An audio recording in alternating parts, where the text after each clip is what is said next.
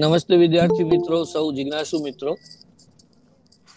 ભાષા વિચાર વિમર્શ શ્રેણીના વધુ એક અને અંતિમ મણકામાં આપ સૌનું સુરતમાં મહિલા આર્ટ્સ કોલેજ તરફથી હાર્દિક સ્વાગત કરું છું. આજે અનેક રીતે આનંદનો સુયોગ સધાયો છે. આ કોલેજ જે છે એ વતન, આ કોલેજ જેની છે એ વિદ્યાર્થી, આ કોલેજમાં જે કામ કરે છે એના મિત્ર, અને આ કોલેજમાં જે ભણાવે છે એના ગાઈડ, ફિલોસોફર ને માર્ગદર્શક એવા ડોક્ટર પિનાકીનીબેન પંડ્યા આપણી વચ્ચે શૈલી ઉપસ્થિત થયા છે.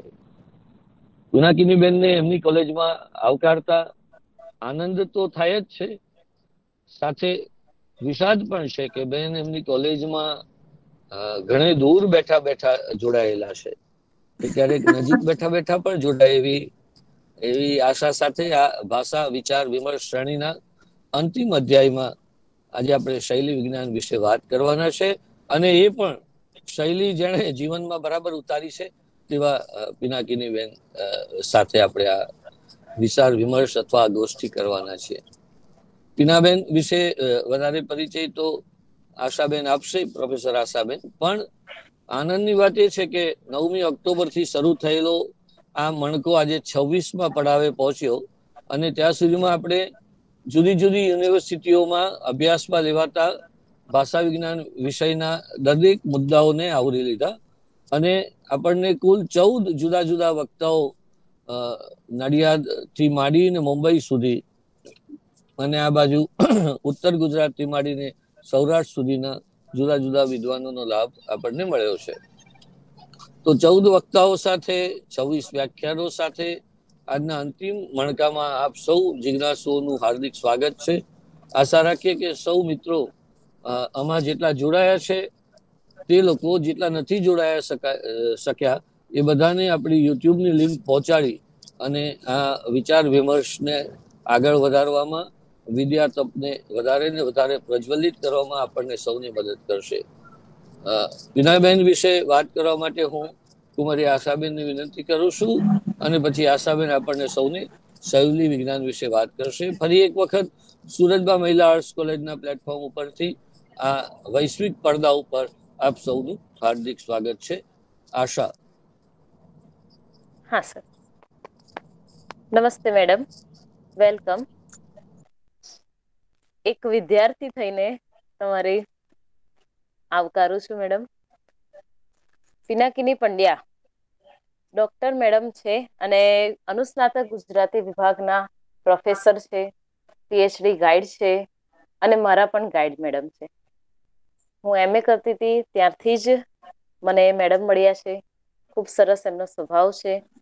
સારી રીતે ભાષા વિજ્ઞાન, શૈલી વિજ્ઞાન હું એમની પાસેથી જ શીખી છું. મેડમ આપણા શૈલી વિજ્ઞાન અને ભાષા વિજ્ઞાનની અંદર ખૂબ રસ ધરાવે છે. તેઓ સ્કોટલેન્ડ, થાઈલેન્ડ, શ્રીલંકા આ બધી જગ્યાએ તેમણે પેપર પ્રેઝન્ટેશન પણ કર્યા છે. યુજીસીના મેજર પ્રોજેક્ટ, માઇનર પ્રોજેક્ટ તેમણે કરેલા છે. મેડમના ઘણા પુસ્તકો પણ છે. મેં મેડમને કીધું હતું કે મને મેડમના પુસ્તકોનું તમે નામ આપો, પણ મેડમ કે ના કોઈ જરૂર નથી. પણ મેડમે શૈલી વિજ્ઞાન ઉપરના પુસ્તકો કર્યા છે, વિવેચનના ઉપર પુસ્તકો કર્યા છે મેડમે. ખૂબ સરસ મેડમનો સ્વભાવ પણ છે, અને બહુ મેડમ અભ્યાસુ અને બહુ મોટા સંશોધક છે મેડમ. તો મેડમ આવો, હું તમને આવકારું છું. મારા વિદ્યાર્થીઓને તમે શૈલી વિજ્ઞાન અને એની ચર્ચા કરો મેડમ. એક મિત્ર એવા અને આખી તમારી કોલેજના પ્રિન્સિપાલ એવા હસીબભાઈ, અને એક વિદ્યાર્થીની એવા આશાબેન.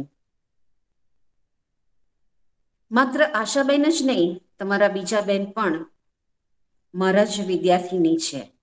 એટલે આ બંને ભાવિકાબેન. વિદ્યાર્થીનીઓ અને મિત્ર એવા હસીબભાઈ એ જ્યારે મને આવકારે છે ત્યારે મને એનો આનંદ હોય જ.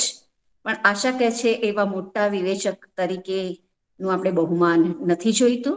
આપણે થોડું થોડું કામ કરીને વિદ્યાર્થીઓને તૈયાર કરવા એ જ મારો એમ હોવાથી એવા કોઈ મોટા વિવેચક તરીકે મારું નામ નથી. અચ્છા, શૈલી વિજ્ઞાનમાં પણ ઘણા બધા ક્ષેત્રો છે. એમાં આજે આપણે ચર્ચા કરવાની છે પાશ્ચાત્ય શૈલી વિજ્ઞાન વિશે વાત કરવાની છે. પાશ્ચાત્ય શૈલી વિજ્ઞાન અથવા પાશ્ચાત્ય મીમાંસામાં શૈલી વિચાર, આવું જ્યારે આપણે વિચારીએ છીએ ત્યારે શૈલી વિજ્ઞાન તો 20મી સદીનું સર્જન છે. પણ એનો મતલબ એવો નથી કે શૈલી વિજ્ઞાન અથવા શૈલી વિજ્ઞાન વિશે 20મી સદીમાં વિચારાયું છે. પણ શૈલી વિશે તો બહુ પહેલેથી વિચારાયું છે. છેક ગ્રીક સંસ્કૃતિથી અથવા ગ્રીક ચિંતકોએ જ પણ શૈલી વિશે વિચાર્યું છે, ભાષા વિશે વિચાર્યું છે. એ લોકોએ શું વિચાર્યું છે એના વિશે થોડીક વાત કરીશું. ત્યાર પછી 20મી સદીમાં શૈલી વિજ્ઞાને જે કામ કર્યું, શૈલી વિજ્ઞાન કેવી રીતે ઉદ્ભવ્યું એના વિશે વાત કરીશ. એના મહત્વના જે વિચારો છે, એમની મહત્વના જે સિદ્ધાંતો છે એની વાત કરીશું. જુદા જુદા વિદ્વાનોએ ભાષા વિશેના, ભાષા અભિવ્યક્તિ વિશેના, સાહિત્યિક ભાષા વિશેના જે કંઈક ખ્યાલો આપ્યા છે એના વિશે ચર્ચા કરીશ. અને અત્યારે શૈલી વિજ્ઞાન શું કરી રહ્યું છે એની ચર્ચા હું મારા વક્તવ્યમાં કરીશ. પહેલી વાત તો એ કે જ્યારે પણ આપણે કોઈ મીમાંસા વિશે વાત કરીએ છીએ, સાહિત્યિક મીમાંસા વિશે વાત કરીએ છીએ, ત્યારે ગ્રીક ચિંતકોને આપણે ધ્યાનમાં લેતા હોઈએ છીએ. એટલે શૈલીની વાત કરીએ છીએ ત્યારે પણ ગ્રીકના એરિસ્ટોટલ, પ્લેટો, આઇસોક્રેટિસ, આ બધાનો પણ આપણે ઉલ્લેખ કરવો પડે. અને એ લોકોએ જે કંઈ ચિંતન કર્યું છે એની એક પાળ પણ છે, એક સીમા પણ છે, એક મર્યાદા પણ છે. એ લોકોએ વાક કલાના સંદર્ભમાં જ શૈલીની વિચારણા કરી છે. લિખિત શૈલી વિશે ઝાઝું એમણે લખ્યું નથી. પણ છતાંય આપણને એરિસ્ટોટલ પાસેથી આખું રેટોરિક્સ મળે છે, વાગ્મિતા શાસ્ત્ર મળે છે. તો એ વાગ્મિતા શાસ્ત્ર છે એ સીધું શૈલી વિજ્ઞાન સાથે જોડાય છે. પ્લેટો તો એમ જ માનતો હતો કે વાક કળા એ કળા નથી, ખરેખર તો છલ છે. કારણ કે એના સમયમાં વિચારોના પ્રસાર માટે ભાષણો થતા, વ્યાખ્યાનો થતા, અને એ વ્યાખ્યાનોની શૈલીના સંદર્ભમાં એમણે એવું કહ્યું હતું કે વક્તૃત્વ કળા અથવા વાક કલા છે એ વાક કલા તો છલ છે. અને છતાંય પ્લેટોએ જે શૈલી વિશે એક વિચાર આપ્યો છે એ તો બહુ જ જાણીતો છે. એણે એમ કહ્યું કે વિચારોને રૂપાકાર આપવામાં શૈલીનો ઉદય રહેલો છે. એટલે મતલબ કે આપણા અંદરના જે અમૂર્ત વિચારો છે એને આપણે મૂર્ત બનાવવા માટે શબ્દ પ્રયોજીએ છીએ.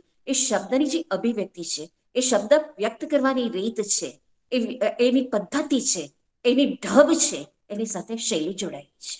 શૈલી શબ્દ આમ તો લેટિન શબ્દ મેડમે તમને ચલાવ્યું જ હશે એના વિશે. તો આ લેટિન શબ્દ સ્ટાઇલુસ પરથી સ્ટાઇલ શબ્દ અંગ્રેજીમાં આવ્યો, ગુજરાતીમાં આપણે શૈલી શબ્દ વાપરીએ છીએ. પણ શૈલી શબ્દ એ સંસ્કૃતમાં કોઈ જુદા અર્થમાં પ્રયોજાય છે. આપણે ફક્ત શીલ પરથી શૈલી એવો શબ્દ આવ્યો, પણ શીલ એટલે ચારિત્ર નહીં, શીલ એટલે વ્યક્તિમત્તા. અને તે પણ એ વ્યક્તિમત્તા સાથે શૈલી ક્યાં જોડાય? તો રંગદર્શિતાવાદીઓએ શૈલીને વ્યક્તિત્વ અથવા વ્યક્તિમત્તા સાથે જોડી અને અંતરંગ માન્યું. ત્યારથી એ વ્યક્તિત્વ સાથે જોડાયેલી ભાષા અભિવ્યક્તિનો અભ્યાસ થવા લાગ્યો. આપણને એમ થાય કે આ બધા સોક્રેટિસ હોય કે એરિસ્ટોટલ હોય, એરિસ્ટોટલે સ્થિર શૈલીને અસ્થિર શૈલી એમ કરીને પ્રથમ શબ્દ અને બીજા શબ્દ વિશે વાત કરી. પ્રથમ શબ્દ એ વ્યવહારનો શબ્દ છે અને દ્વિતીય શબ્દ છે એ સાહિત્યનો શબ્દ છે. પ્રથમ શબ્દ સાહિત્યનો શબ્દ કેવી રીતે બને એના વિશેના એમણે સિદ્ધાંતો આપ્યા, એના વિશે ચર્ચા કરી. તો ત્યાં આપણને શૈલી વિજ્ઞાન વિશે થોડી ઘણી વાતો મળી જાય છે. એ સિવાય પણ તમે જુઓ કે ફ્રોસ્ટ છે કે આઇસોક્રેટિસ છે, આ બધાએ પણ શૈલી વિશેના વિચારો આપ્યા છે. એમણે એમ કહ્યું છે કે વર્ણન કલા છે એ સંયમયુક્ત શૈલી દ્વારા જે વર્ણન હોય તો એ એટલે સંયમયુક્ત શૈલી એ વર્ણનની સંજીવની છે. એવી વાત એ લોકોએ કરી. ક્રમ અને સ્થળ કાળ અનુસાર શૈલી હોવી જોઈએ. આ બધી ચર્ચાઓ એ લોકોએ કરી છે. પણ શૈલીમાં મહત્વનું કામ પ્રાચીન સમયમાં અથવા જેને આપણે 20મી સદી પછીનું જે શૈલી વિજ્ઞાન આવ્યું એ પહેલા તમને લોન્ચાઇનસમાં મળે અને એ ઉદાત્ત શૈલીની ચર્ચા રૂપે મળે. શૈલી ઉદાત્ત કેવી રીતે બને એનું પણ એણે ચર્ચા કરી છે કે સાહિત્યની ભાષામાં અલંકાર હોય એવું જરૂર એટલું જ નહીં, પણ અલંકારનું ઔચિત્ય હોય, પછી એમાં જે કોઈ પ્રત્યયો પ્રયોજાયેલા હોય, કાળ, વચન, લિંગ, આ બધાના એમાં કઈ વિશિષ્ટ તત્વ હોય, એની અર્થ અનુસાર, ભાવ અનુસાર પ્રયોજાયેલા હોય, આ બધાનું સંવાદી રૂપ હોય, એમાં શૈલીનું તત્વ રહેલું છે, એમાં ઉદાત્ત શૈલીનું તત્વ રહેલું છે એવું લોન્ચાઇનસે કહ્યું. મેથ્યુ આર્નોલ્ડ પણ થોડીક શૈલી વિશે વાત કરે છે ને ગ્રાન્ડ શૈલી, ભવ્ય શૈલીની ચર્ચા કરે છે. એમાં ભાષાની પ્રવાહિતતા વિશે વાત કરે છે, ભાષામાં રહેલી વેધકતા વિશે વાત કરે છે, ભાષામાં રહેલી ગતિ વિશે વાત કરે છે. તો ગતિનું તત્વ, પ્રવાહિતતાનું તત્વ અને વેધકતાના તત્વ સાથે એ ભવ્ય શૈલી વિશે વાત કરે છે, ગ્રાન્ડ શૈલી વિશે વાત કરે છે. એટલે તમે જુઓ કે આપણે 20મી સદીમાં શૈલી વિજ્ઞાન આવ્યું એ પહેલા શૈલી વિશેના હવા થોડા વિચારો છે, બહુ ડિટેલમાં કામ થઈ શકે એવું છે આમાં, પણ આપણે અગત્યની ચર્ચા રહી ના જાય એટલા માટે હું થોડોક એનો પરિચય મેં આપ્યો.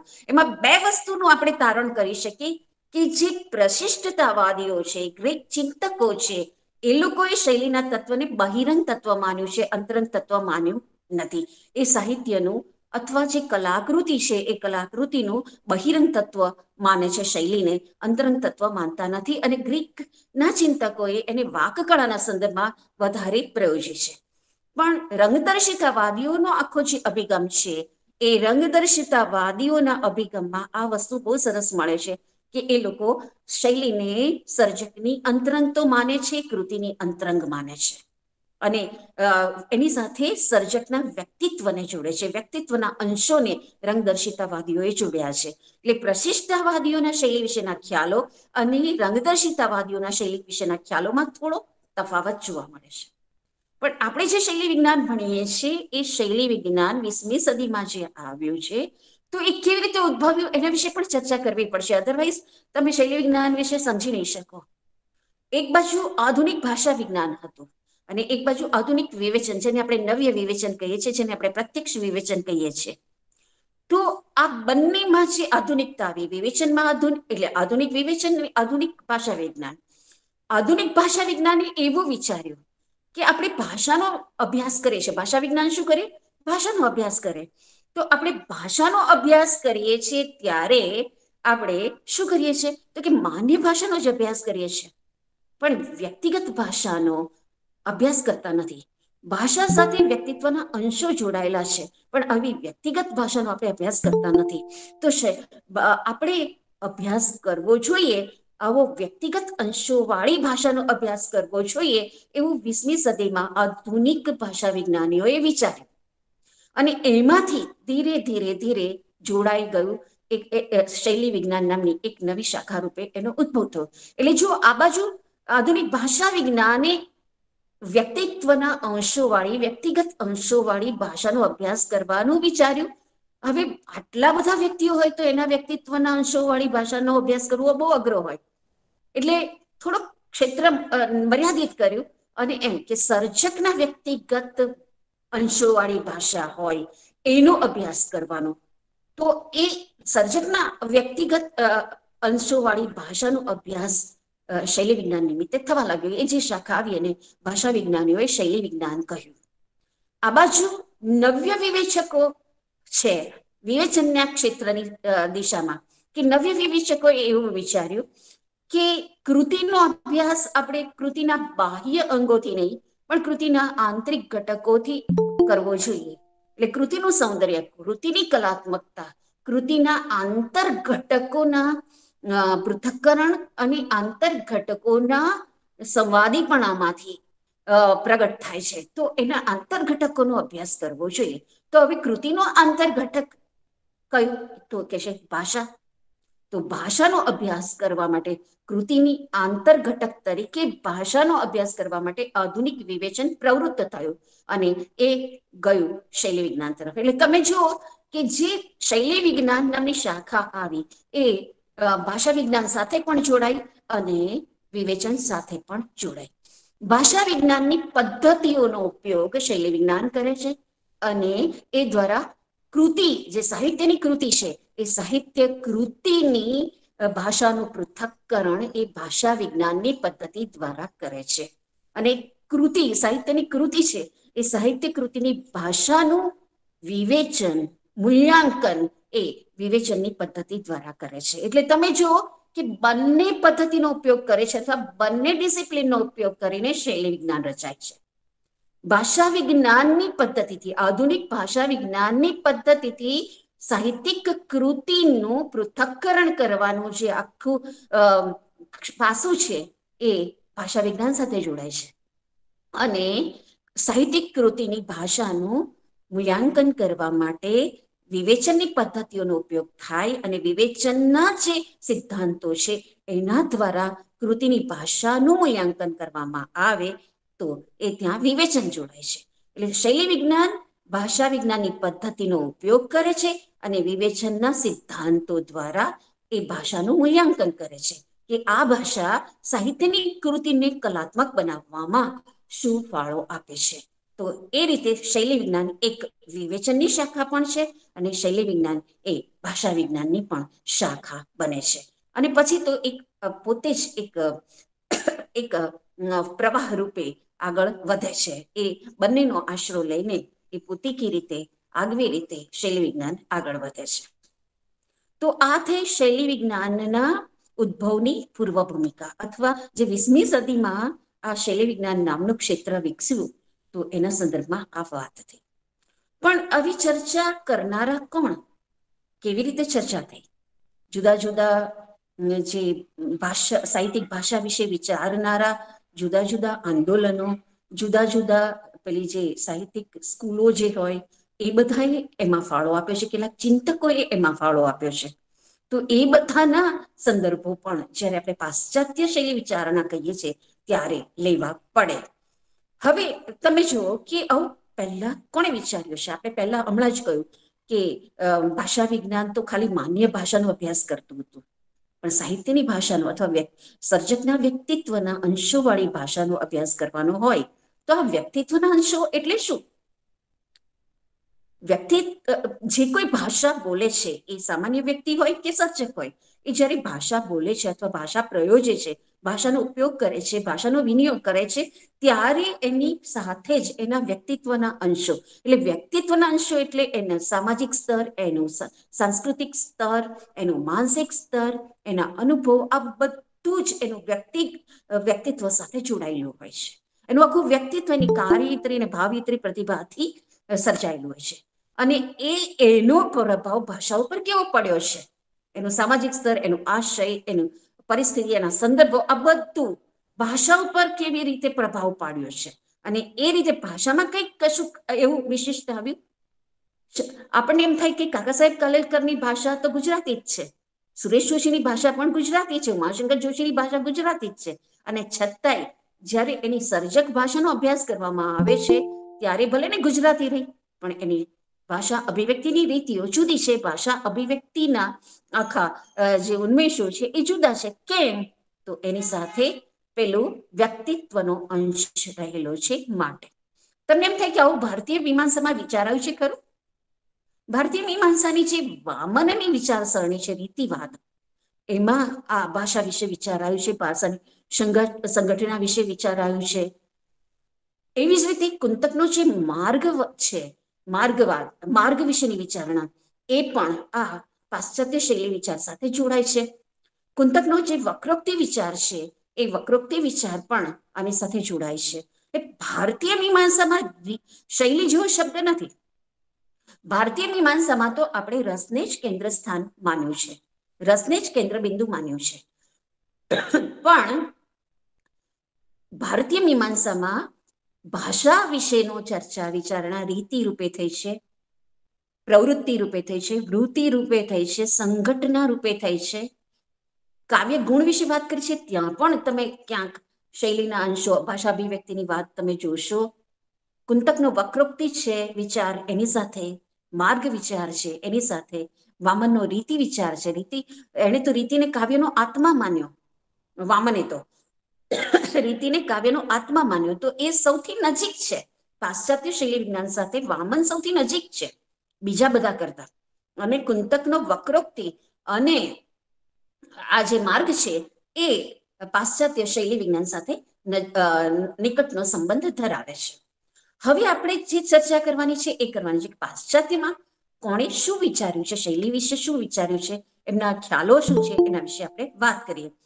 સૌથી પહેલા તો લગભગ 1909 ની આસપાસ ચાર્લ્સ બાલી નામના વિદ્વાને સ્ટાઇલિસ્ટિક્સ નામનો એક ગ્રંથ આપ્યો અને એમાં એણે કહ્યું કે માન્ય ભાષાને બદલે વ્યક્તિત્વના અંશોવાળી ભાષાનો અભ્યાસ થવો જોઈએ. અને ત્યાંથી જાણે આપણે એમ કહી શકીએ કે શૈલી વિજ્ઞાનનો ઉદય થયો એમ કહી શકીએ. રશિયામાં એક આખું જૂથ હતું, સ્વરૂપવાદીઓનું જૂથ હતું. એ રશિયન સ્વરૂપવાદની અસર પણ શૈલી વિચાર પર છે. પ્રાગ સ્કૂલના ચિંતકોએ જે વિચારણા કરી એ પણ પાશ્ચાત્ય શૈલી વિચારણા પર એનો પણ પ્રભાવ છે. પછી દ્વૈતવાદીઓ, અદ્વૈતવાદીઓ, પ્રયોજનવાદીઓ આ બધાએ જે વિચાર કર્યો છે ભાષા વિશે એનો પ્રભાવ પણ છે. ચોમ્સ્કીની જે આખી ટ્રાન્સફોર્મેશનલ ગ્રામર છે એનો પ્રભાવ પણ છે. લકા, રોલા બાર્થ, સોશ્યુર, દેરીદા આ બધા ચિંતકોએ ભાષાની સંરચના વિશે ચર્ચા કરી છે અને એનો પ્રભાવ આ શૈલી વિજ્ઞાન પર છે. તો આપણે શરૂઆત કરીશું ત્યાંથી. ચાર્લ્સ બાલીએ તો આવું કહ્યું કે વ્યક્તિત્વના અંશોવાળી ભાષા હોય એનો અભ્યાસ કરવો જોઈએ અને ત્યાંથી આમ મૂળિયા શરૂ થયા એમ આપણને લાગે.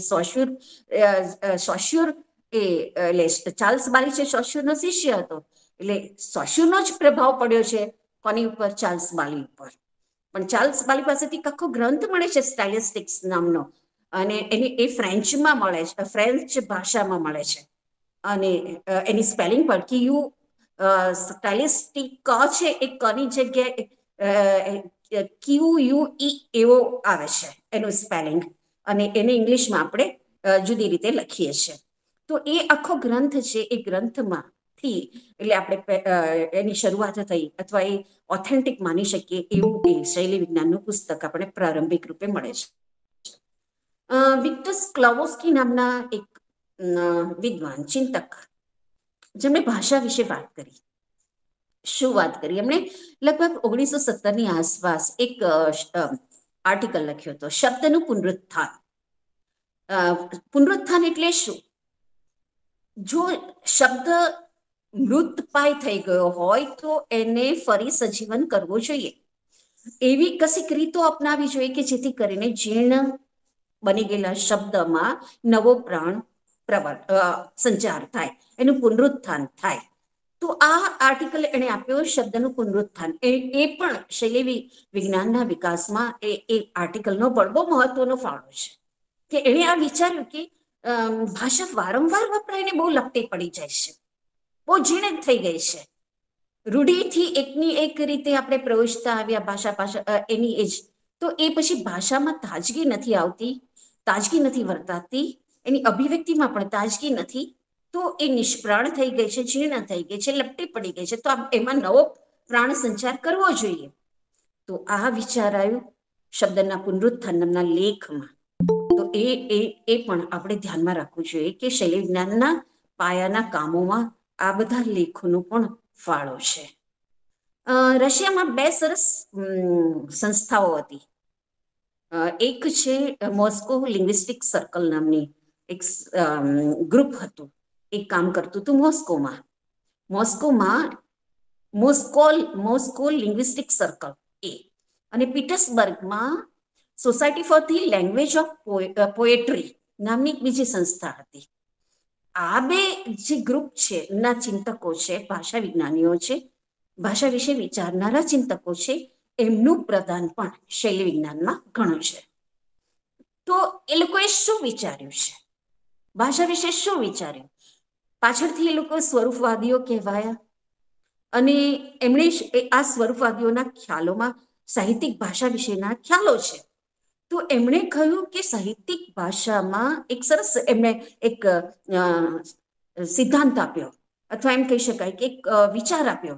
તો તો એ વિચાર કયો છે? તો એમણે કહ્યું કે સાહિત્યની ભાષા ક્યારે સાહિત્યની બને છે, અથવા વ્યવહારની ભાષા કરતા સાહિત્યની ભાષા કેવી રીતે જુદી છે? તો એમણે એમ કહ્યું કે વ્યવહારની ભાષા કરતા સાહિત્યની ભાષા જુદી ત્યાં પડે છે કે એમાં વિચલન આવવું જોઈએ, ડિવિએશન આવવું જોઈએ, કંઈક વિશિષ્ટતા હોવી જોઈએ, કંઈક વળાંક હોવો જોઈએ, તો એ વ્યવહારની ભાષા કરતા એ જુદી પડે છે.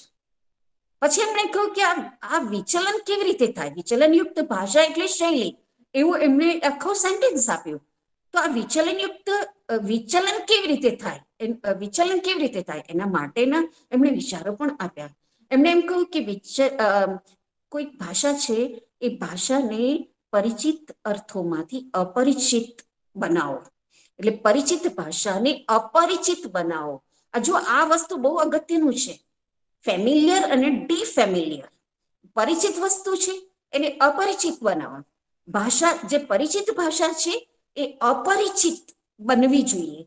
તો અપરિચિત કેવી રીતે બને? અને આ આખો એમનો એક સરસ એમણે કોન્સેપ્ટ આપ્યો છે અપરિચિતનનો. તો એ પણ શૈલી વિજ્ઞાનના વિકાસમાં મહત્વનો ખ્યાલ છે એમ આપણે કહી શકીએ. તેમણે કહ્યું કે પરિચિત ભાષા છે એ અપરિચિત બનવી જોઈએ. હવે આને આપણે સાદી રીતે સમજવું હોય તો હું એક દ્રષ્ટાંત આપું તમને. કોઈ એમ કે તલાવડી એટલે શું? તો તમે એનો તલાવડીનો પરિચિત અર્થ કહેશો. અમે તો નાના હતા ત્યારે રામ તલાવડી જોયેલી. એવી હવે થોડાક દ્રષ્ટાંતો અમારી પાસે છે કે જિલ્લા પંચાયત તન્નમાં રહેતા તત્સમય રામ તલાવડી હતી. નાના હતા, પહેલા બીજા ધોરણમાં ભણતા હશું ત્યારે. તો કોઈ તલાવડી શબ્દ જ્યારે પહેલી વખત જોયો કે સાંભળ્યો તો રામ તલાવડી જ યાદ આવે. અથવા એક વખત ક્યાંક ગામડે ક્યાંક ગયેલા કોઈકના મૃત્યુ સમયે, તો એ વખત તલાવડું કશું ભરાઈ ગયેલું, તો એને બધું ખાલી કરાવતા આખું ગામ. તો એ અધ્યાસ આપણા ચિત્તમાં હોય. એટલે તલાવડી શબ્દ કોઈ પાણી ભરેલું ખાડો કે જે મોટો ખાડો છે એને આપણે તલાવ કે તલાવડી કહેતા હોઈએ છીએ. હવે આ પરિચિત અર્થ છે જે બધા જાણે છે. રાવજી જ્યારે આ જ શબ્દને એમ કે અશ્રુઘરમાં કે ગાલની તલાવડી. ગાલની તલાવડી. હવે ગાલની તલાવડી એટલે શું? તો આખો અર્થ બદલાય છે. એટલે પરિચિત અર્થ છે એ આખો અપરિચિત બને છે. ગાલની તલાવડી એટલે ખંજનના અર્થમાં ગાલે જે ખાડા પડે, જે સૌંદર્યનો પર્યાય છે, તો એના સંદર્ભમાં વાત કરી. પણ તમે માત્ર સૌંદર્ય માટે ખંજન એવું તો ઘણા બધા વાપર્યું છે. હજુ એ પરિચિત જ અર્થ છે, બરાબર? એ પરિચિત જ અર્થ છે, હજુ અપરિચિત અર્થ બનાવવાનો છે. તો કયો? એને ગાલની તલાવડી કે છે ત્યારે એના ચિત્તમાં નાયિકા લલિતાનું સૌંદર્ય તો છે જ, પણ લલિતાના સૌંદર્યની સાથે સાથે જોડાયેલી પેલી વેદના કે જે રડતી એના જે અશ્રુ છે, એ અશ્રુ ગાલની તલાવડી આગળ જઈને અટકતા હશે. સૌંદર્ય તો છે એની પાસે, તો સૌંદર્યની સાથે જોડાયેલી જે વેદના છે એ વેદના માટે એને તલાવડી શબ્દ પેલા ખંજન માટે વાપર્યો. તો તમે જુઓ કે કેવી રીતે પરિચિત ભાષા અપરિચિત બને છે. એટલે સ્વરૂપવાદીઓએ એમ કહ્યું કે પરિચિત ભાષા શું થવી જોઈએ? અપરિચિત બનવી જોઈએ. તો સાહિત્યમાં કલાત્મકતા પ્રવેશે છે, એ સાહિત્યની ભાષા બને છે. આ સ્વરૂપવાદીના ખ્યાલો છે. એટલે આ પરિચિતનનો ખ્યાલ તમને કોઈક વખત નેટ સ્લેટની પરીક્ષામાં પણ પૂછાતું હોય છે કે આ અપરિચિતનનો ખ્યાલ કોણે આપ્યો? તો સ્વરૂપવાદીઓએ આપ્યો. અને એનો અર્થ આ રીતે આપણે મૂકી શકીએ. ઘણા બધા દ્રષ્ટાંતો લઈને આ વસ્તુને સમજાવી શકાય, પણ આપણી પાસે એવા કોઈ એટલો બધો સમય આપણી પાસે નથી, એટલે આપણે ત્યાં અટકી જઈએ છીએ. સ્વરૂપવાદીઓએ એવું પણ કહ્યું કે છંદ અને લય બંને જુદી વસ્તુ છે. છંદ એટલે ખાલી માળખું, લય એટલે જ્યારે એ માળખામાં જ્યારે અનુભૂતિ વાળો શબ્દ સામગ્રી આપણે ભરીએ છીએ અને પછી જે અનુભવ થાય છે એ લય. પેલી ગુલ્ફી હોય અને એનું બીબુ હોય, એ બીબુ જે છે એ છંદ છે કે છે, એ ખાલી માળખું જ છે, 17 અક્ષર 19 અક્ષર. પણ એમાં જ્યારે તમે ભાવયુક્ત શબ્દો મૂકો છો, એ શબ્દની પસંદગી હોય, શબ્દની સંઘટના હોય, આ બધું એક શબ્દ બીજા શબ્દ સાથે સંયોજાતું હોય, બધું બને એકરસ, ત્યારે ગુલ્ફીનો ટેસ્ટ આવે છે, અધરવાઇઝ નથી આવતો ને. તો એવી રીતે કલાકૃતિમાં પણ એવું છે કે છંદ છે એ તો ખાલી માળખું છે, લય એ જુદી વસ્તુ છે. તો તો આ આખી વાતને સ્વરૂપવાદીઓએ સમજાવી. એમણે તો એવું કહ્યું ગદ્ય કરતા પદ્ય જુદું છે, એમ પણ કહ્યું. એમણે કથા શૈલીમાં સાહિત્યિકતા કેવી રીતે આવે એ વિશે પણ ચર્ચા કરી કે કથક જેમ જેમ બદલાય એમ ભાષા બદલાવી જોઈએ. ભાષા અભિવ્યક્તિ, ભાષાની શૈલી બદલાવી જોઈએ. તો કલાકૃતિ બને છે. તો આવા ઘણા બધા ખ્યાલો એમણે આપ્યા. તો સ્વરૂપવાદીઓનો આ શૈલી વિજ્ઞાનમાં ઘણો મોટો ફાળો છે. હું તો એક એક મુદ્દો સ્વરૂપવાદ માટે એક આખો લેક્ચર લઉં છું ક્લાસમાં, પણ અહીંયા આગળ આપણી પાસે એટલો સમય નથી, એટલે આ વાતને આ રીતે મૂકીને હું આગળ વધું છું. પ્રાગ સ્કૂલના જે વિદ્વાનો હતા, મુકરાવસ્કીના બધા જ ખરા, તો એ લોકોએ શૈલી વિશે જે વાત કરીએ, તમે જો પેલી જે અપરિચિતન વાળો જે ખ્યાલ છે એને થોડો વધારે પરિષ્કૃત રૂપે એ લોકો મૂકી આપે છે. એ શું છે એની વિશે વાત કરી. એમણે ફોરગ્રાઉન્ડિંગ, અગ્રસ્થાનીય એવો એક કોન્સેપ્ટ આપ્યો. અને એ અગ્રસ્થાનીય વિશેની વાત હું તમને કહું. અગ્રસ્થાનીય એટલે શું? એમનો આ પ્રાગ સ્કૂલના જે ચિંતકો છે એ પાછળથી તો આમ તો સંરચનાવાદીઓ ગણાશે, બરાબર. તો આ જે વિદ્વાનો છે એ વિદ્વાનોએ એમ કહ્યું કે કલાકૃતિ હોય, એ કલાકૃતિમાં બધા જ ભાષાકીય ઘટકો વિશિષ્ટ હોતા નથી. કેટલાક ઘટકો સામાન્ય હોય છે, કેટલાક ઘટકો વિશિષ્ટ હોય છે. તો આ જે વિશિષ્ટ ઘટકો હોય છે, આ વિશિષ્ટ ઘટકો વિશિષ્ટ સ્થાને પ્રયોજવા જોઈએ. આ વિશિષ્ટ સ્થાને પ્રયોજાય એને અગ્રસ્થાન, ફોરગ્રાઉન્ડિંગ કહેવામાં આવે છે. આપણને બેકગ્રાઉન્ડ વિશે ખબર છે, પણ ફોરગ્રાઉન્ડ વિશે નથી ખબર.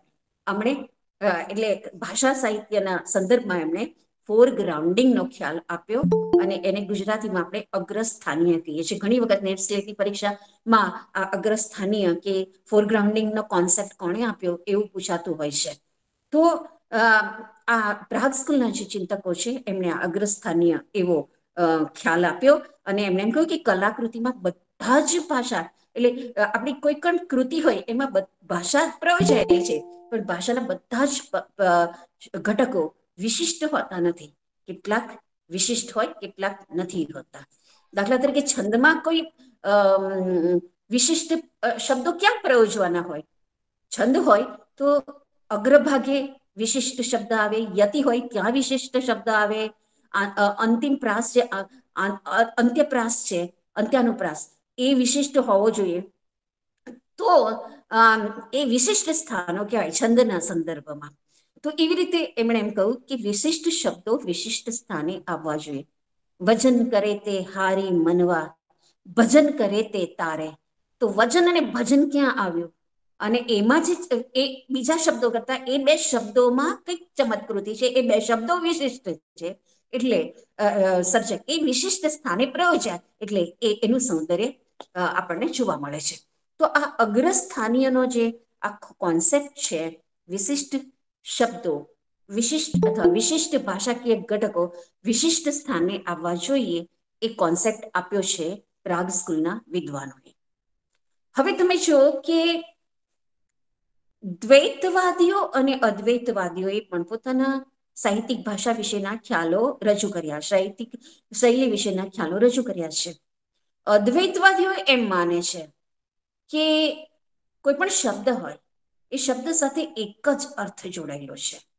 એટલે એક શબ્દ એક અર્થ આપીને વિરમી જાય છે, તમે અનુવાદ ના કરી શકો. એ શબ્દ જોડે એક અર્થ એવી રીતે અદ્વૈતપણે જોડાયેલો છે, તમારે બીજો અર્થ જોઈતો હોય તો બીજો શબ્દ પ્રયોજવો જ પડે. તો એ લોકો ચુસ્તપણે આવી રીતે માનતા હતા કે એક શબ્દ એક જ અર્થ આપીને અટકી જાય. ખુદ સોશિયલ પણ એવું કહે છે ને કે શબ્દને અર્થ એક સિક્કાની બે બાજુઓ છે. તો એક શબ્દ એક જ અર્થ આપીને અટકી જાય છે, બીજો અર્થ કરવા માટે બીજો શબ્દ પ્રયોજવો જોઈએ, એવી અદ્વૈતતાની વાત કરી. કોણે? બ્લૂમફિલ્ડને એ લોકોએ અદ્વૈત શબ્દ અને અર્થના અદ્વૈતની વાત કરી. આપણે ત્યાં અર્ધનારી નટેશ્વરનો જે ખ્યાલ છે કે શબ્દ અને અર્થનું સહી તત્વ અથવા સાયું છે, એ અર્ધનારી નટેશ્વર જેવું છે, તો એને આપણે આ સિદ્ધાંત સાથે જોડી શકીએ એમ છે. હવે જે દ્વૈતવાદીઓ છે એ દ્વૈતવાદીઓ એમ કે છે કે એવું નહીં, એક શબ્દ અનેક અર્થ આપી શકે છે, આપણને એક શબ્દના અનેક પર્યાયો પ્રાપ્ત થાય છે, એટલે અદ્વૈતવાદીઓ નો મત જે છે એ સાચો નથી. એક શબ્દ આપણને અનેક અર્થ આપે છે ને એટલે આપણે અનુવાદ કરી શકીએ છીએ. હવે બંને દ્વૈતવાદીઓ અને અદ્વૈતવાદીઓ, આ બંનેના વિચારોને જ્યારે આપણે તટસ્થ રીતે મૂલ્યાંકન કરીએ, એના વિશે વિચારીએ તો આપણને જણાય છે કે બંને આંશિક રીતે સાચા છે, આંશિક રીતે ખોટા પણ છે. કારણ કે ક્યારેક આપણને અનુવાદ કરતી વખતે ખબર પડે કે આ અર્થ કરવા માટે આ શબ્દ નથી એપ્રોપ્રિએટ, એવું આપણને લાગે જ છે. એટલે અમુક અર્થ એ અમુક શબ્દ દ્વારા જ પ્રગટ થઈ શકતા હોય છે.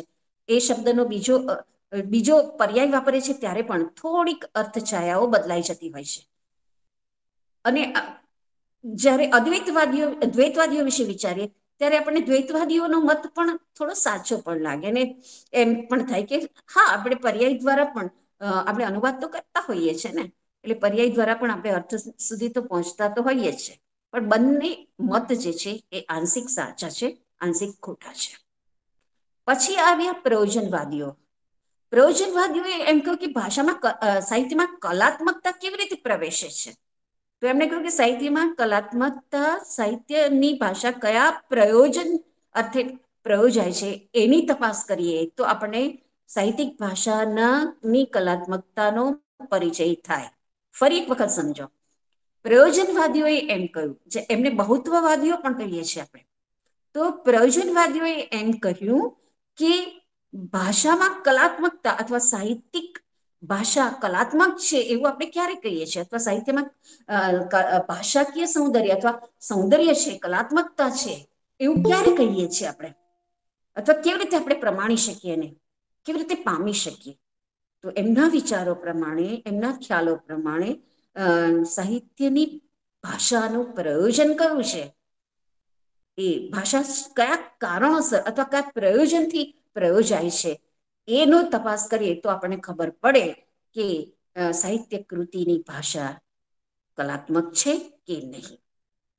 તો એ જે વિદ્વાનો છે એમાં કાર્લ બુહલર, એણે એમ કહ્યું કે 3 પ્રકારના પ્રયોજન છે ભાષાના પ્રયોજનો વિશે વાત કરી, અને એમને એમ કહ્યું 3 પ્રકારના પ્રયોજન છે. એક તો સંબોધક કેન્દ્રી, બીજો સંબોધિત કેન્દ્રી, અને ત્રીજો નિર્દેશાર્થ. નિર્દેશાર્થ એટલે ખાલી માહિતી આપવાની, ખાલી સંદર્ભ આપવાનો, એટલે માહિતી આપવાની કે આ પુસ્તક છે, આ પુસ્તક ગણિતનું છે, આવું તમે સંદર્ભ આપો છો, એની નિર્દેશાર્થ એવું ભાષા વિજ્ઞાનીઓ કહેતા હોય છે. સંબોધક એટલે શું, બોલનાર કોણ છે, શ્રોતા કોણ છે, એ પોતાને અભિપ્રેત અર્થ પ્રગટ કરવો હોય ત્યારે ભાષા સંબોધક કેન્દ્રી બને છે. જ્યારે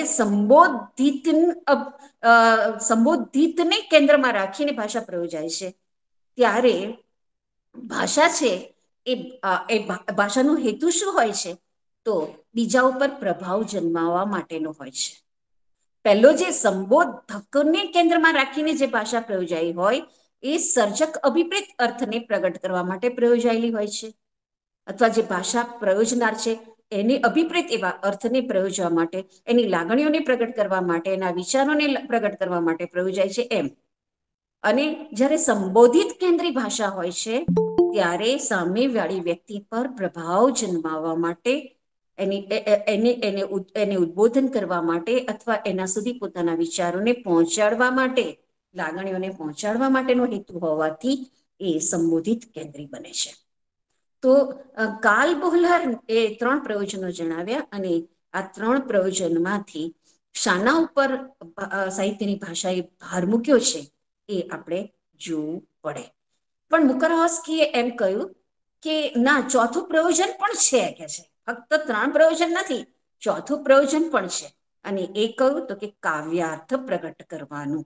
એટલે જ એણે એમ કહ્યું કે આ ચોથું પ્રયોજન પણ ભાષાનું હોય છે કે કાવ્યગત અર્થ છે એનું પ્રગટીકરણ કરવા માટે પણ ભાષાનો પ્રયોગ થતો હોય છે, ઉપયોગ થતો હોય છે. અને આવું પ્રયોજન સાહિત્યનું હોય તો કૃતિ કલાત્મક બને. કાવ્યાર્થને પ્રગટ કરવા માટે ભાષા પ્રયોજાયેલી હોય, માત્ર સંબોધક કેન્દ્રિક કે સંબોધિત કેન્દ્રિક કે નિર્દેશાર્થ પૂરતી નહીં, પણ કાવ્યગત અર્થને પ્રગટ કરવા, કાવ્યના સૌંદર્યને પ્રગટ કરવા માટે ભાષા પ્રયોજાયેલી હોય તો એ ચડિયાતી છે, અને એના એવા પ્રયોજન વાળી કૃતિને આપણે કલાત્મક કહી શકીએ. તો એવું કહ્યું બુકારાવસ્કીએ. પછી યાકોબ્સને તો 6 પ્રકારના પ્રયોજન જણાવ્યા કે ભાષા સંબોધક કેન્દ્રી હોઈ શકે, સંબોધિત કેન્દ્રી હોઈ શકે, સંદર્ભ કેન્દ્રી પણ હોઈ શકે, સંકેત કેન્દ્રી પણ હોઈ શકે, માધ્યમ કેન્દ્રી પણ હોઈ શકે. તો આવા જુદા જુદા 6 સંદર્ભ, સંપર્ક, સંકેત, સંબોધક, સંબોધિત અને માધ્યમ, આ 6 પ્રકારના પ્રયોજન એણે જણાવ્યા. માધ્યમ કેન્દ્રી એટલે શું? માધ્યમ કેન્દ્રી એટલે ભાષા વિશેના અભિગમ, એટલે ભાષા વિજ્ઞાનનું પુસ્તક હોય તો એમાં ભાષાનો અભિગમ કયો છે? તો ભાષા કેન્દ્રી છે ને, માધ્યમ કેન્દ્રી છે એમ કહેવાય.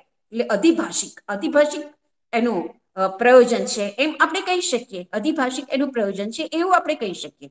તો આ એક પ્રયોજન પણ એમણે બતાવ્યું. પણ એ પણ એમ કે છે કે જો કાવ્યનો અર્થ પ્રગટ કરવાનું પ્રયોજન હોય તો એ જ કલાકૃતિ બની શકે. આઈએ રિચર્ડ્સ એમણે 4 પ્રકારના પ્રયોજન જણાવ્યા: અર્થ, લાગણી, કાકુ અને આશય. એવી જ રીતે હેલીડેએ 3 પ્રયોજન બતાવ્યા આપણને, અને એ છે એમાં એક નિર્દેશાર્થ, કાવ્યાર્થ અને સંદેશ, એવા 3 પેલા પ્રયોજનો એમણે બતાવ્યા. તો આ લોકો પ્રયોજન કેન્દ્રી ભાષા વિશે વાત કરે છે ને. એમણે કહ્યું કે સાહિત્યની ભાષાનું પ્રયોજન કયું છે એ જો તમે પકડો અને તો જ ખબર પડશે તમને. જો એનું પ્રયોજન કાવ્યાર્થને પ્રગટ કરવાનું હોય તો એક કૃતિ કલાત્મક બનશે, એ કૃતિ સૌંદર્યનો અનુભવ કરાવી શકશે. તો આ વાત કોણે કરી? આ વાત કરી છે પ્રયોજનવાદીઓ. એને જુદા જુદા પ્રયોજનો એમણે બતાવ્યા છે. હવે તમે જુઓ કે થોડાક વિદ્વાનો છે, એમણે પણ થોડુંક પોતાના તરફી ભાષા વિશે વિચાર્યું છે. તો એમાં સોસ્યુર, મેં હમણાં જ કહ્યું કે એમણે એમ કહ્યું કે એક જ સિક્કાની 2 બાજુ જેવા અર્થ હોય છે, ને એ વાત કરી એમણે. પણ દેરીદા છે એ અનુસંરચનાવાદી છે. તો દેરીદાએ એમ કહ્યું કે શબ્દ માત્ર એક અર્થ આપીને અટકી ના જાય, કે છે તો એક શબ્દ પાસે જાઓ, એ આપણે બીજા અર્થ તરફ લઈ જાય, એ અર્થ આપણને ત્રીજા અર્થ તરફ લઈ જાય, એમ કરતા કરતા અર્થની હારમાળા સર્જાય. આની કરતા આપણે અનેક અર્થો સુધી પહોંચતા હોય છે. અર્થની મૃગણા રચાય છે કે છે. અને એ આખી વાતને એમણે ડિફરન્સ અને ડિફરાન્સ નામની, જે ફ્રાન્સમાં ડિફરાન્સની સ્પેલિંગ DIFFEREANCE થાય, તો RANCE પાછળનું, તો RANCE એ ડિફરન્સનો અર્થ ફ્રેન્ચમાં 2 થાય છે, એટલે 2 અર્થ થાય છે. એક છે ડિફરાન્સ એટલે ભેદ, અને બીજો અર્થ થાય છે ડિફરન્સ એટલે વિલંબન. જ્યાં સુધી તમને અર્થમાં વિલંબન થાય, આ અર્થ નહીં, આ અર્થ હશે, આ અર્થ હશે, એમ કાવ્ય આપણને અર્થનું વિલંબન સર્જે. ખરેખર કયો અર્થ હશે, અર્થની સંદિગ્ધતા આપણને અર્થ વિલંબન સુધી લઈ જાય છે. પણ સંદિગ્ધતા એ દુર્બોધ ના હોવી જોઈએ, બરાબર? એ આપણને જુદા જુદા અર્થો સુધી લઈ જતી હોય ને. અર્થ વિલંબન તરત આપણે અભિધાગત અર્થ પામી જાય છે એવી રીતે નહીં, પણ કંઈક ધ્વનિ, આપણા જે ભારતીય મીમાંસકોએ જે ધ્વનિની વાત કરી છે, વ્યંજનાની વાત કરી છે, તો એ અનેક અર્થો સુધી આપણને લઈ જાય. અર્થ વિલંબન દ્વારા, વિલંબન એટલે જલ્દીથી આપણને તરત જ એનો અર્થ ન ખબર પડે ને આપણે એને અર્થ શોધવા માટેની મથામણો કરવી પડે, અને જે અર્થ લાદે વિલંબન પછીનો અર્થ, એવી ભાષા પ્રયોજાયેલી હોય તો એ એને ડિફરન્સ અને ડિફરાન્સ નામની જે સંજ્ઞા છે એ દ્વારા દેરીદાએ આ વાતને કરી. અને એ આખી સંરચનાની દ્રષ્ટિએ બહુ મહત્વની છે. ભાષા સંરચનાની દ્રષ્ટિએ એની આ જે વાત છે દેરીદાની, એ આ શૈલી વિજ્ઞાનીઓમાં પણ ઉપયોગી થાય તેવી છે. દેરીદા જેવી જ સરસ વાત ચોમ્સ્કીના જે ભાષા વિશેના ખ્યાલો છે, એમણે તો આખું સંસર્જનાત્મક વ્યાકરણ આપ્યું, ટ્રાન્સફોર્મેશનલ ગ્રામર એનું છે. તો એમાં રૂપાંતરિત ગ્રામર એવું ટ્રાન્સલેશન કેટલાક કરે છે, સંસર્જનાત્મક ગ્રામર એવું એને કહે છે ગુજરાતીમાં વ્યાકરણ એવું. તો આ જે છે એને ચોમ્સ્કીએ જે ભાષા વિશેની કૃતિની ભાષા વિશેની જે વાત આપી, ડીપ સ્ટ્રક્ચર અને સરફેસ સ્ટ્રક્ચર, આ બે જે સંજ્ઞા છે એ ચોમ્સ્કી સાથે જોડાયેલી છે. અને આમ તો આધુનિકો સાથે પણ વિવેચન સાથે જોડાયેલી છે કે ભાષામાં, સાહિત્યની ભાષા હોય તો ભાષાના બે સ્તર હોય છે, સરફેસ સ્ટ્રક્ચર અને ડીપ સ્ટ્રક્ચર. ડીપ સ્ટ્રક્ચર એટલે અર્થ અને સરફેસ સ્ટ્રક્ચર એટલે ભાષાનું માળખું. એટલે કે ડીપ સ્ટ્રક્ચર એકનું એક હોય, પણ ઉપરનું જે સરફેસ સ્ટ્રક્ચર છે એ સરફેસ સ્ટ્રક્ચર, જેને આપણે બાહ્ય સંરચના કહીએ, એ બાહ્ય સંરચના બદલાય. તમે ગમે તે રીતે બાહ્ય સંરચનાને તમે બદલી શકો, પણ અંદરનો જે અર્થ છે એ તો એક જ રહે. તો ડીપ સ્ટ્રક્ચર એક જ રહે અને ઉપરનું જે માળખું છે બાહ્ય સ્ટ્રક્ચર, જેને આપણે શું કહ્યું, એને આપણે કહ્યું સરફેસ સ્ટ્રક્ચર, એ સરફેસ સ્ટ્રક્ચર બદલાય. તો આ ડીપ સ્ટ્રક્ચર અને સરફેસ સ્ટ્રક્ચરનો જે કોન્સેપ્ટ આપ્યો છે એ ચોમ્સ્કીએ આપ્યો છે. અને એણે તો એમ કહ્યું કે ભાષા પાસે તો કેટલી બધી ક્ષમતા છે. એણે તો આખું બ્રાન્ચીસ વિશે વાત કરી છે, શાખા બ્રાન્ચ. એક વાક્ય ભાષાના માળખામાં એને જે પેલો કોમ્પિટન્સ અને તમે ક્ષમતા અને પ્રયોગ ભણ્યા હશો, તો ક્ષમતા અને પ્રયોગ વિશેનો જે આખો ખ્યાલ છે, એમાં એણે ભાષાના માળખામાં તો કેટલી બધી શક્યતાઓ છે. હું તમને એક જ ખાલી દ્રષ્ટાંત આપું કે આપણે તા નામનો પ્રત્યય પ્રયોજીએ છીએ. દાખલા તરીકે મધુરતા એવું કર્યું તો આપણે દાખલા તરીકે પુસ્તક પડ્યું છે તો પુસ્તકતા કેમ નથી કહી શકતા? કેમ લિમિટેડ જ આવું વાપરી છે? જો સંજ્ઞાને તા લગાવવાથી અથવા એ ભાવવાચક સંજ્ઞા બનતી હોય, તો આપણે કોઈ પણ સંજ્ઞાને એ તા કેમ ન લગાવી શકીએ? રમેશ પારેખે તો એમ કહ્યું રમેશ તા એવું કરીને બનાવ્યો છે એને તો શબ્દ. તો ભાષા પાસે તો શક્યતા ઘણી બધી છે, પણ આપણે બહુ લિમિટેડ વાપરીએ છીએ. અને ક્ષમતા અને પ્રયોગના સંદર્ભમાં એણે આ વાત પણ કરેલી છે કે ઘણી બધી ક્ષમતા છે. અને એણે તો એક જ વાક્યમાંથી કેટલા વાક્યોને તમે બનાવી શકો, કેટલી બધી શક્યતાઓ છે ભાષા પાસે. એણે તો આખા વૃક્ષો બનાવ્યા, વાક્યોના વૃક્ષો. એક વાક્ય હોય એના એક ખંડમાંથી અનેક વાક્યો, એના ખંડમાંથી અનેક વાક્યો, એમ કરીને આખું સેન્ટેન્સ ટ્રી બનાવ્યું, વાક્ય વૃક્ષ બનાવીને એને સમજાવ્યું કે ભાષામાં તો આટલી બધી ક્ષમતા છે. પણ જ્યારે તમે પ્રયોગ કરો છો, જ્યારે બોલો છો, ત્યારે કેટલીક લિમિટેશન આવી જાય છે. અને એ લિમિટેશન એને પ્રયોગના સંદર્ભમાં એણે વિચારી છે. તો એનો આ ક્ષમતા અને પ્રયોગવાળા કોન્સેપ્ટ અને આંતર સંરચના અને બાહ્ય સંરચના વાળો એટલે ડીપ સ્ટ્રક્ચર ને સરફેસ સ્ટ્રક્ચરની જે વાત કરી છે એ આ શૈલી વિજ્ઞાન સાથે જોડાય છે. શૈલી વિજ્ઞાન પણ આવી રીતે ડીપ સ્ટ્રક્ચર અને સરફેસ સ્ટ્રક્ચરને તપાસી શકે. સંરચનાવાદીઓ જે છે, એ અનુસંરચનાવાદીઓ જે છે, એ એમના આજે કઈ વિચારો છે, ડેરિદાના વિચારો કે સોશ્યુના વિચારો કે આ ચોમ્સ્કીના વિચારો છે, આ વિચારોથી આપણે સાહિત્ય કૃતિની ભાષાને તપાસી શકીએ. બીજા છે ફુકો, મિશેલ ફુકો. મિશેલ ફુકોએ જે વાત કરી એ વાત કરી કે આપણે ત્યાં કહે છે કે જુદા જુદા વાંગમય છે, ભાષાના જુદા જુદા ક્ષેત્રો છે, વાંગમય છે, જ્યાં આપણે ભાષા વાપરીએ છીએ એવા. તો રાજકીય વાંગમય છે, ધાર્મિક વાંગમય છે, સામાજિક વાંગમય છે. તો આ બધા વાંગમયો કેવી રીતે નિયંત્રિત થતા હોય છે? તો કે છે કે જે તે વાંગમય છે, ધારો કે રાજકીય વાંગમય હોય તો રાજકીય સત્તા દ્વારા જે માપદંડો હોય એ માપદંડોથી એ ભાષા નિયંત્રિત થાય. બરાબર. દાખલા તરીકે સત્તા, રાજકીય સત્તા હોય, ધાર્મિક સત્તા હોય, સામાજિક સત્તા હોય, તો એ સત્તા મંડળો દ્વારા આવું કરવું જોઈએ, આવું ન કરવું જોઈએ. કેટલીક નિષિદ્ધિઓ હોય છે આપણા સમાજમાં, પણ કેટલીક નિષિદ્ધિઓ એને કારણે આપણે અમુક શબ્દો નથી બોલી શકતા, અમુક શબ્દોનો પ્રયોગ આપણે નથી કરી શકતા. તો આ જે સત્તા મંડળો છે, એ સત્તા મંડળોના કેટલાક મૂલ્યો હોય છે, કેટલાક માપદંડો હોય છે. એ માપદંડોથી ભાષા નિયંત્રિત થાય છે.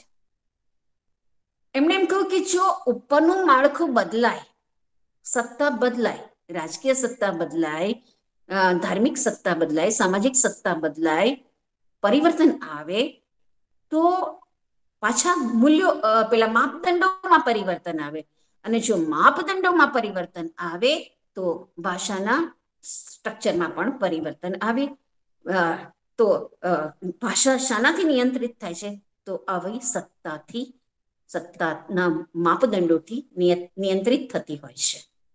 એટલે તમે જો કે સાહિત્યિક ભાષા વિશે ચર્ચા કરતી વખતે આવા કોઈ માપદંડો, આવી કોઈ સત્તા છે કે કેમ, સત્તાથી નિયંત્રિત ભાષા છે કે કેમ, એવો અભ્યાસ પણ આપણે આ મિશેલ ફુકોના વિચારથી કરી શકીએ એમ છીએ.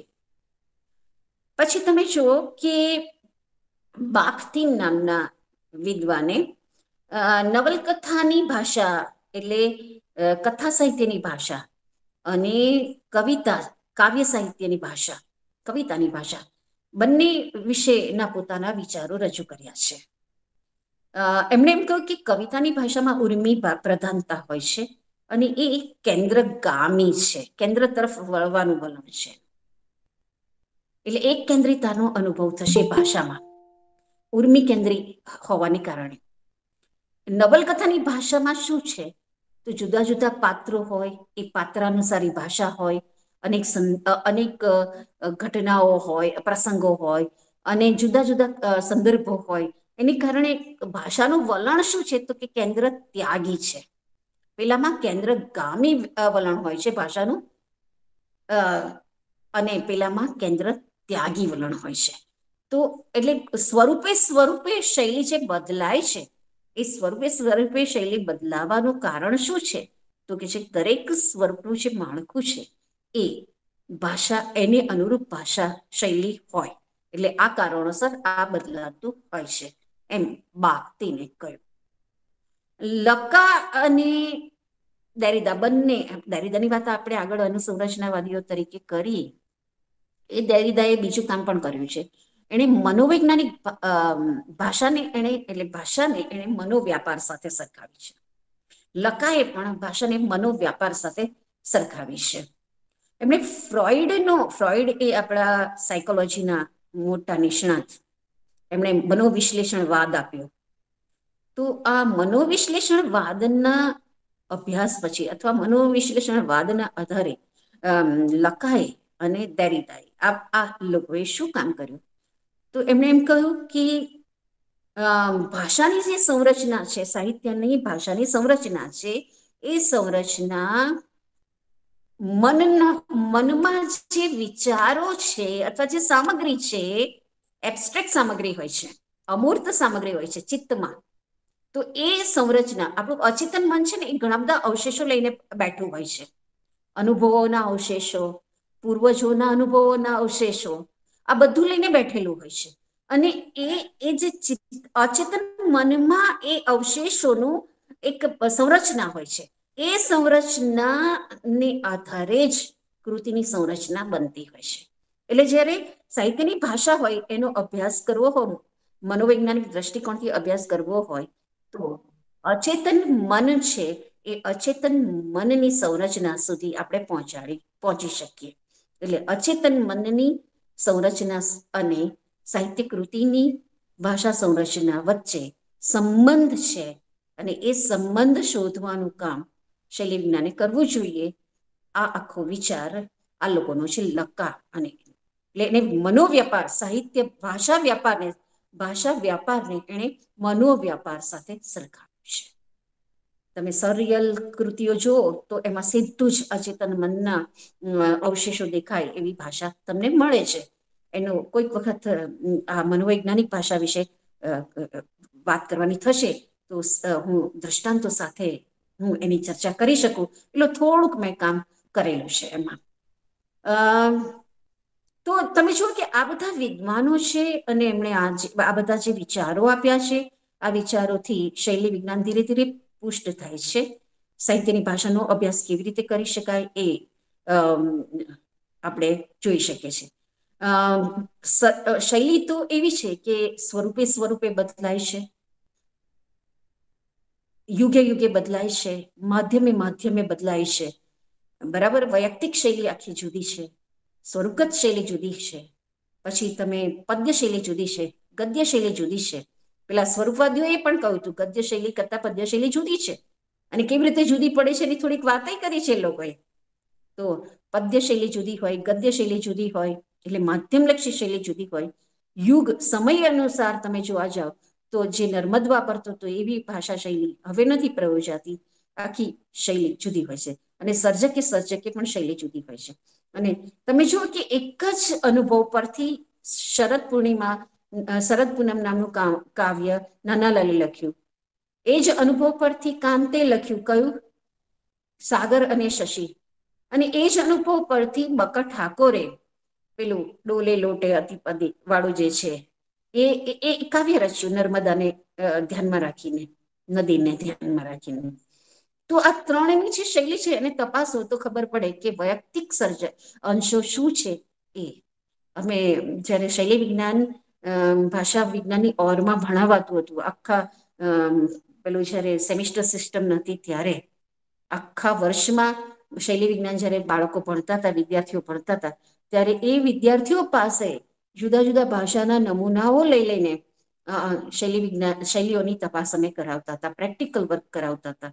અને બકર ઠાકોરની શૈલી કેવી રીતે જુદી પડે છે, કેમ દુર્બોધ કહેવાય છે, કેમ એને નારિયેલ પાક જેવી શૈલી કહી છે, તો એ શોધવા માટે અમે એમના સોનેટને શૈલી વિજ્ઞાનની મદદથી પૃથક્કરણ કરીને બધું તારવ્યું હતું કે શા કારણે આમ બને છે. એક વિદ્યાર્થીએ આખું રમેશ પારેખની જે સ્ટાઇલ છે આખી એનો અભ્યાસ કર્યો હતો અને એમણે શોધ્યું કે રમેશ પારેખ એ વ્યુત્ક્રમ વધારે કરે છે કે કેમ, શું એમનામાં જો પેલી કવિતા છે, ફાગણની ઝાડ ઝાડ સૂકી વેળામાં તારું પહેલા વરસાદ સમૂહ આવવું.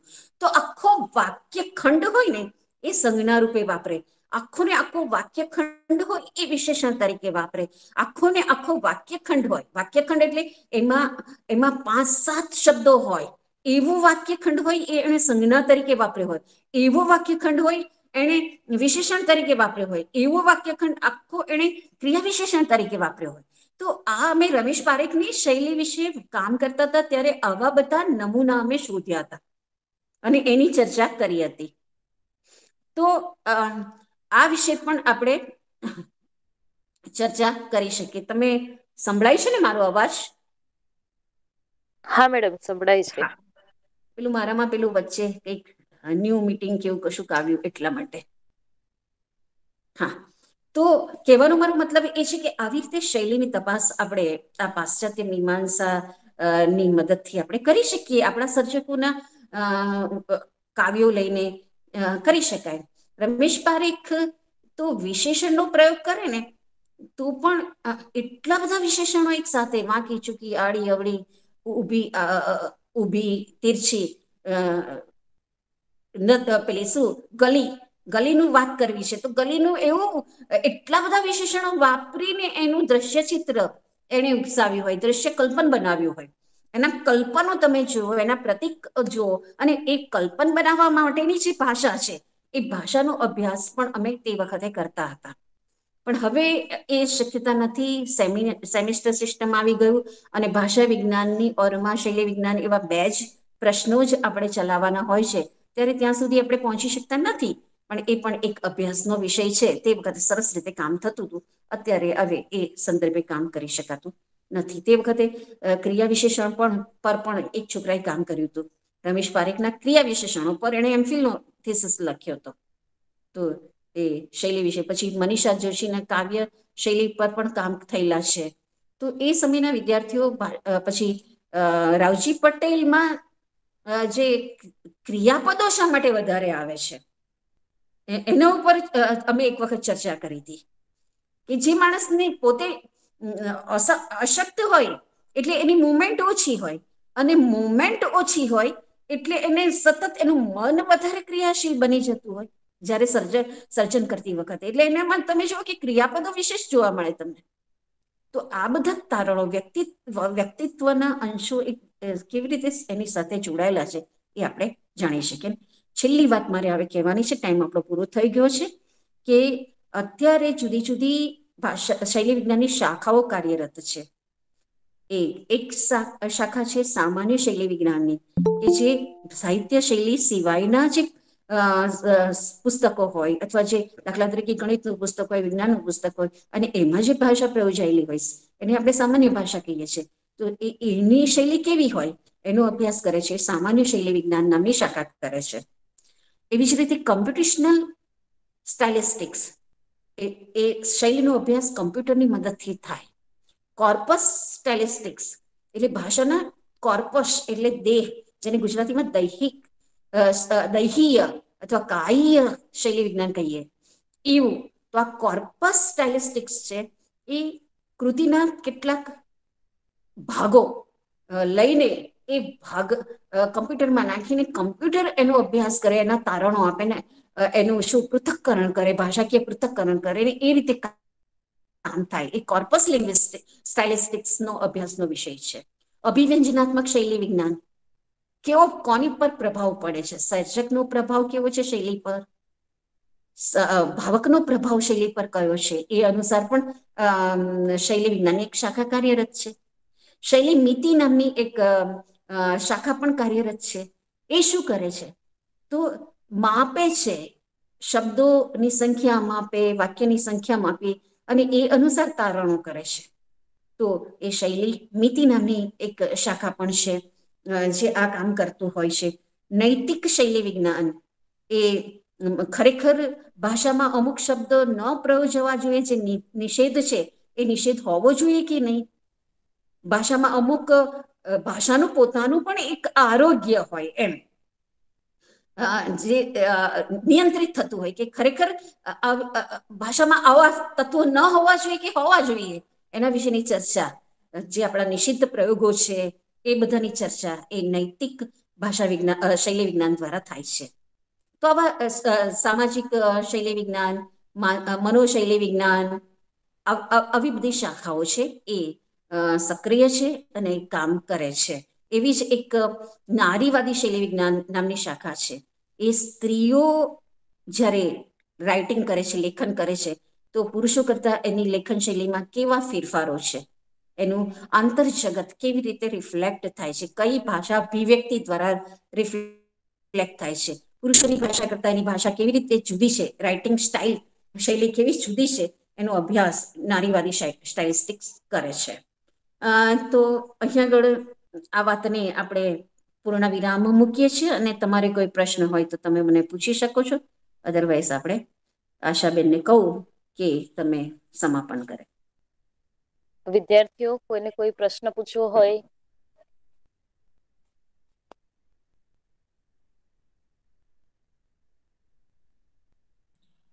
મેમ, જેક્સ ડેરિડાનું જે વિખંડનનો જે સિદ્ધાંત જે છે ડિકન્સ્ટ્રક્શનનો, અને ફર્ડિનાન્દ ડી સોસ્યુરનો જે લેંગ્વેજ ઓરિએન્ટેડ જે એના રૂલ્સ જે છે, તો એને કઈ રીતે એ ડિકન્સ્ટ્રક્ટ કરે છે એનું થોડુંક લિટલ બીટ થોડું થઈ શકે? હા, મેં તમને વાત કરી કે દાખલા તરીકે ક છે એ ક બીજા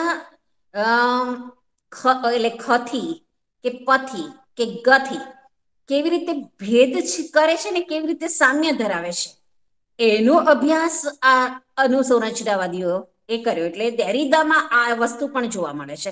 અને દેરીદાનો પેલો જે ડિફરન્સ વાળો છે કે એક શબ્દ અનેક અનંત અર્થ સુધી તમને દોરી જાય છે, એ આ શૈલી વિજ્ઞાન સાથે જોડાય છે.